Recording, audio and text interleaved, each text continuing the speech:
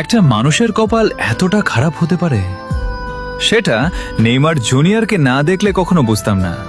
ছেলেটা বারবার ফিরে আসতে চায়, আবার বারবার ইনজুরি তাকে মাঠ থেকে দূরে সরিয়ে দেয়। দীর্ঘ 3 বছর পর অবশেষে সে জাতীয় দলে ফিরল। কোটি কোটি ভক্ত আবার স্বপ্ন দেখতে শুরু করলো। মনে হচ্ছিল আবার সেই পুরনো নেইমারকে দেখব, কিন্তু সুখটা যেন তার কপালে বেশি দিন থাকলো না। আবার ইনজুরি, আবার কষ্ট।